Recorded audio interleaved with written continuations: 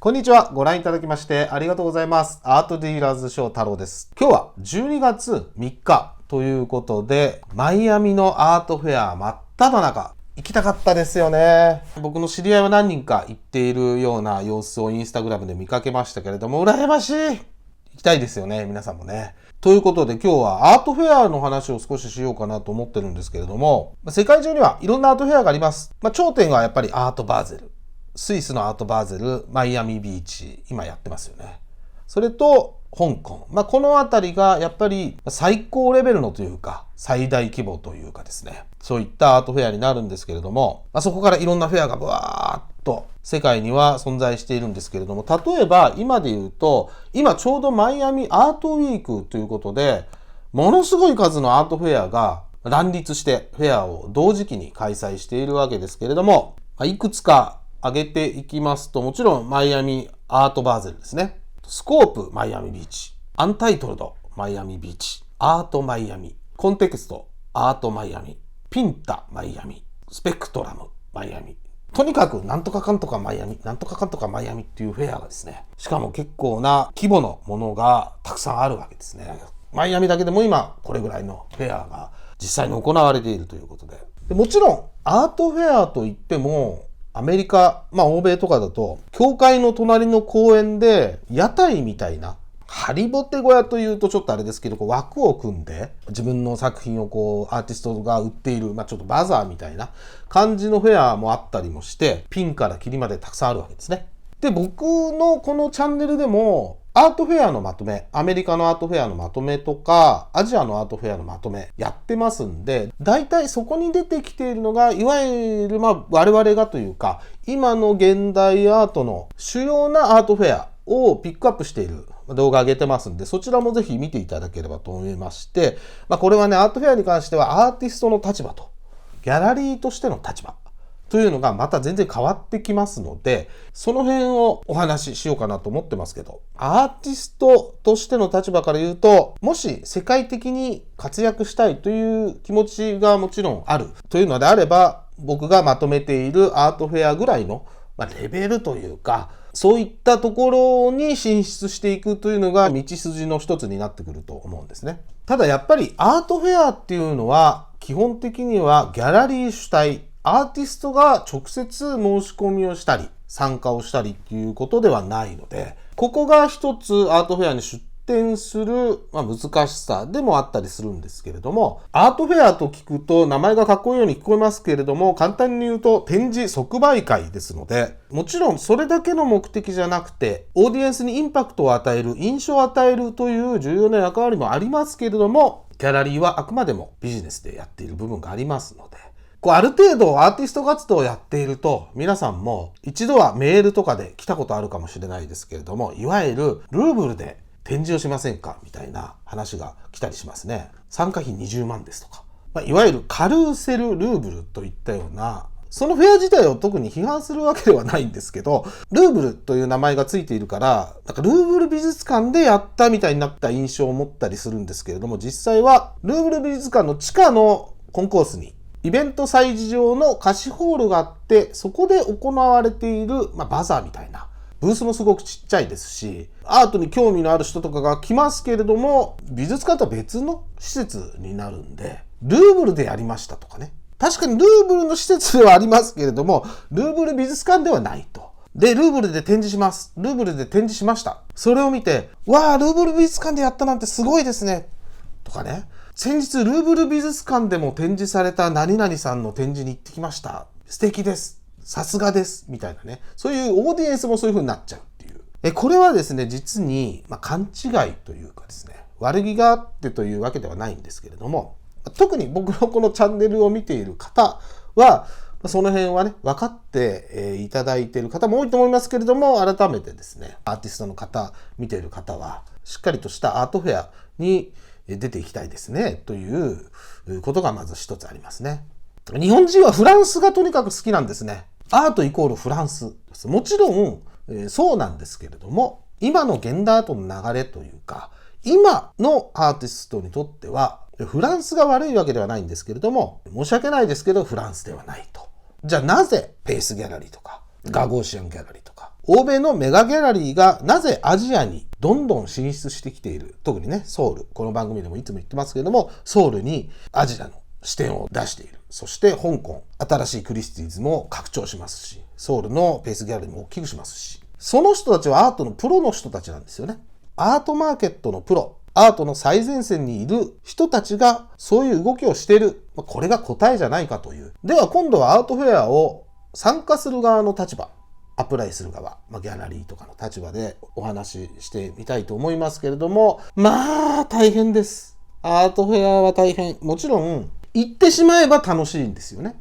準備は大変ですね。ギャラリーがアートフェアに申し込むための必要な注意事項みたいなもん、PDF で何十ページにもあるやつがあったんですけれども、それを見ようと思ったんですけど、ないので口頭になってしまいますけれども、まず準備が大変。申し込み、アプライをする時期っていうのは開催の大体半年前から早いところだと9ヶ月ぐらい前にもう受付を始めるんですね。どの大きさによって値段が変わってきますから、どの大きさで申し込むか、何人アーティストを展示するか、誰を展示するか、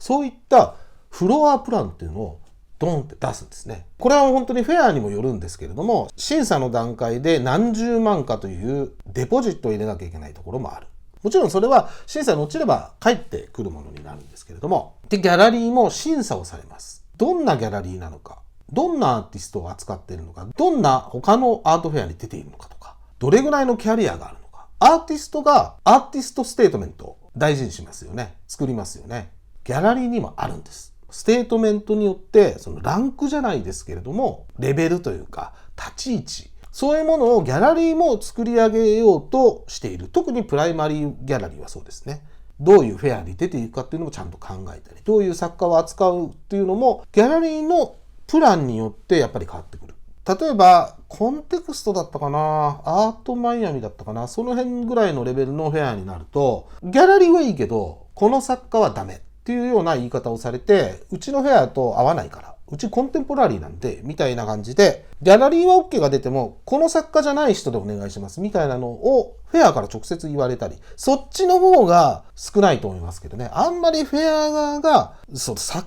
家の選別までするっていうところはそんなにないと思うんですけど、で、まず審査が通りましたとなると、毎年同じフェアに出ていると、ちょっと様子が変わってきますし、それはもうフェア側の主催者とのつながりとか、そういったものもあって、ある程度優先的に、来年も出ますってその場で申し込んじゃったりすることもできなくもない。フロアプラン、どれぐらいの大きさにするかによって、どういうアーティストを何枚ぐらい持っていくかっていうのを決めなきゃいけないですよね。基本的にはアートフェアのブースっていうのはパッケージがあって、何平米、何メートルだったら照明が3つついてますと。だいたいそれぐらいしかついてないんですよ。で、照明3つじゃ少ないってなると、追加で照明をこことここに必要ですっていうのも図があって、図で提出しなきゃいけないんですよ、事前に。で、テーブル、椅子と壁を黒く塗るとか、ただのこういうこの字ではなくて、ここにストレージを作るとか、半分に分けるとか、大きいとこだったら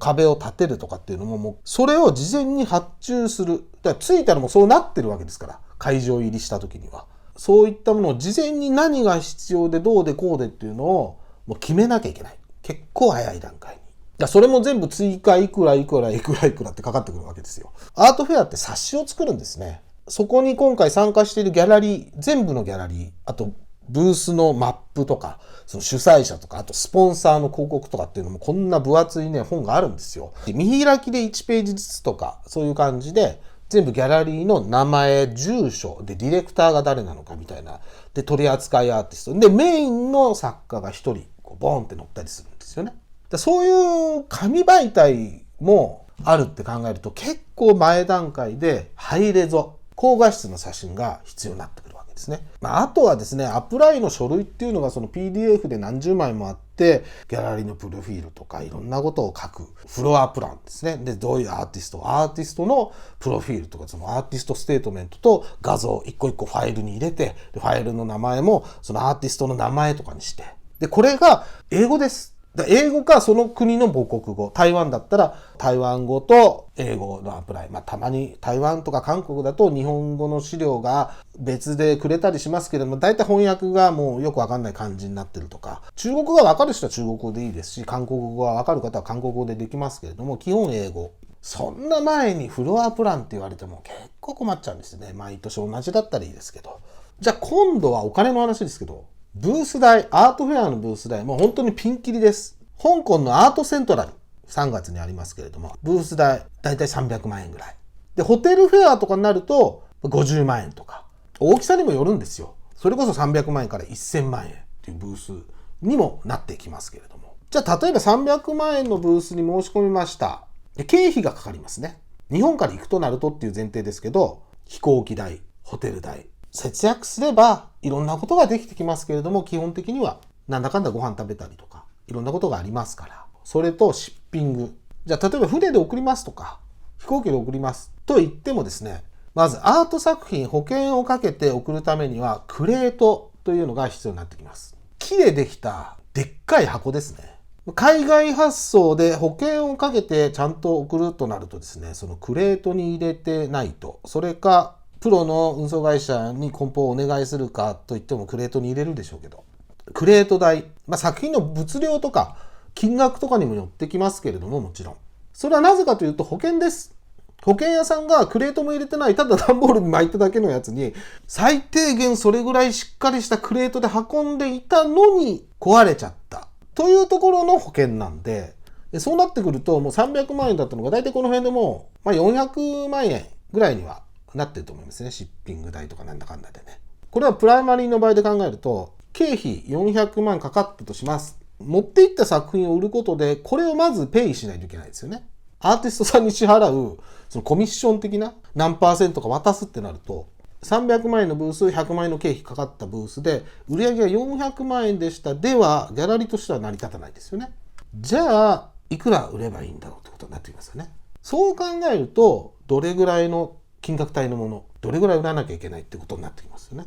それに見合う作品なのかどうか、売れやすい作品なのかどうかみたいなところも選定基準になってくるわけなんで、例えば台湾の小さいホテルアートフェアになるとまた違うんですよね。小さい立体物とか小さい作品を値段をすごい買いやすい値段にものすごい安い値段で、とにかく何十個も会期中に売ると、いろんなその臨機応変なやり方を皆さんやったり、いろいろ戦略的にやってるわけですけれども、そういうところが戦略的になっているんですから、どういうものが必要なのかというものをやっぱり分かっていた方がいいですよね。ですので、どこを目指すか、自分がどういう風な路線で行きたいかっていう、それはアーティストもそうですし、ギャラリーもあると思うんですけれども、それによって本当にやり方は無限にあると思うんですけれども、アーティストの方もギャラリーのそういった事情っていうのも少し理解をすることで、じゃあ私が今求められていることは何だろうとか、